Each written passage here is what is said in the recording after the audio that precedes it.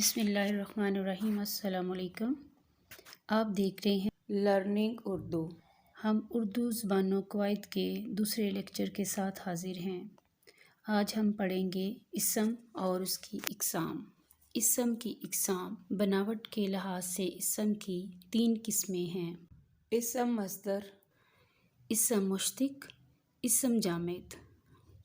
اسم مصدر وہ اسم ہے جو خود تو کسی اسم سے نہ بنا ہو لیکن اس سے بہت سے اسم اور فعل بنے، جیسے لکھنا سے لکھنے والا، لکھنا، پڑھنا، سونا۔ اسم مشتق وہ اسم ہے خود تو مصدر وغیرہ سے بنے لیکن اس سے پھر کوئی اسم نہ بنے، جیسے لکھنا سے لکھنے والا، لکھنے والی، لکھا ہوا۔ اسم جامد وہ اسم جو نہ کسی اسم سے بنا ہو اور نہ اس سے کوئی دوسرا اسم بنے، جیسے اینٹ، درخت، چٹان۔ اب آگے چلتے ہیں۔ اسم کی استعمال کے لحاظ سے قسمیں۔ اسم کی 2 قسمیں ہیں: اسم معرفہ اور اسم نکرہ۔ اسم معرفہ کسی خاص شخص، جگہ یا چیز کے نام کو اسم معرفہ کہتے ہیں، مثلاً پاکستان، قائد اعظم، فاطمہ جناح، قرآن پاک، مینار پاکستان وغیرہ وغیرہ۔ اسم نکرہ کسی عام شخص، جگہ یا چیز کے نام کو اسم نکرہ کہتے ہیں، مثلاً میز، کرسی، لڑکا، کتاب، مسجد وغیرہ وغیرہ۔ اب ہم آگے چلتے ہیں۔ اسم معرفہ کی اقسام۔ اسم معرفہ کی مندرجہ ذیل اقسام ہیں: اسم علم، اسم ضمیر، اسم اشارہ، اسم موصول، اسم استفہام اور اسم تنکیر۔ اسم علم وہ اسم ہے جو کسی شخص کے خاص نام کو ظاہر کرے، جیسے شاعر مشرق، غالب، ابن قاسم، شمس العلماء، کلیم اللہ وغیرہ وغیرہ۔ اسم ضمیر وہ اسم ہے جو کسی دوسرے اسم کی جگہ استعمال کیا جائے، مثلاً وہ، میں، ہم، تم وغیرہ وغیرہ۔ اسم اشارہ وہ لفظ جو اشارہ کرنے کے لیے مقرر ہوں۔ اشارے 2 طرح کے ہو سکتے ہیں: قریب اور دور، جیسے یہ، وہ، اس، اس، اسے وغیرہ وغیرہ۔ اسم موصول وہ اسم ہے جو کسی جملے کے ساتھ لگائے بغیر اس کے معنی سمجھ میں نہ آئیں۔ وہ یہ ہیں: جو کوئی، جس، جسے، جنہوں، جنہیں، جو کچھ، جو چیز وغیرہ وغیرہ۔ اسم استفہام استفہام بات پوچھنے یا سمجھنے کو کہتے ہیں۔ اس کے لیے کون، کس، کن، کیسا، کتنا وغیرہ کا الفاظ استعمال ہوتے ہیں۔ اسم تنکیر وہ لفظ ہے جو غیر معین شخص کے لیے بولے جائیں، جیسے کسی، کچھ، کوئی۔ اب ہم آتے ہیں اسم علم کی اقسام کی طرف۔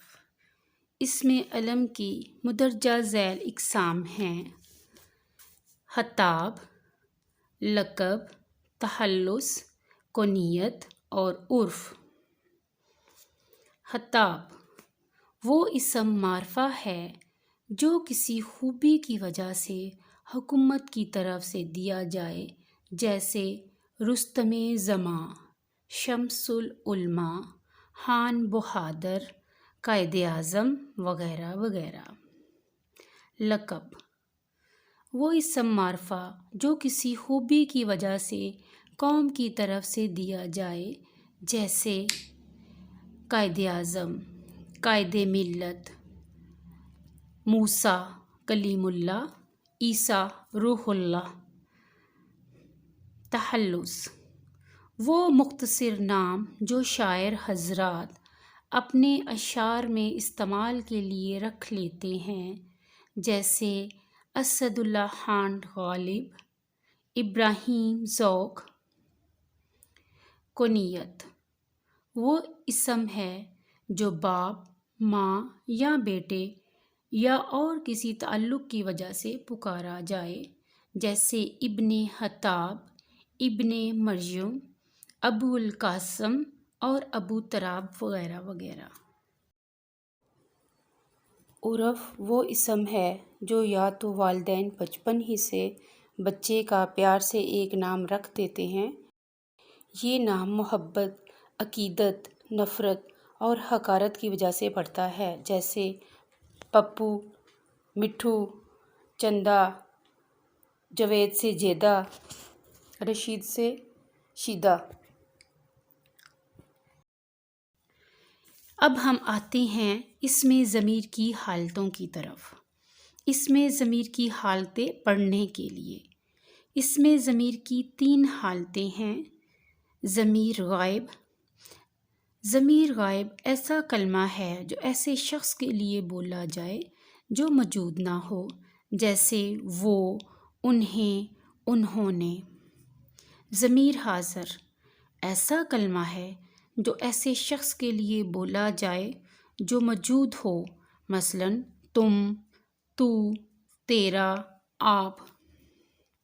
ضمیر متکلم ایسے کلمات ہیں جو کہنے والے کے متعلق استعمال ہوتے ہیں، ان کو ضمیر متکلم کہتے ہیں، یعنی جو خود کلام کر رہا ہو اس کے بارے میں، جو خود بول رہا ہو، مثلاً میں، ہم، ہمیں، ہمارا وغیرہ وغیرہ۔ ہمارا اگلا عنوان ہے اسم اشارہ کی اقسام۔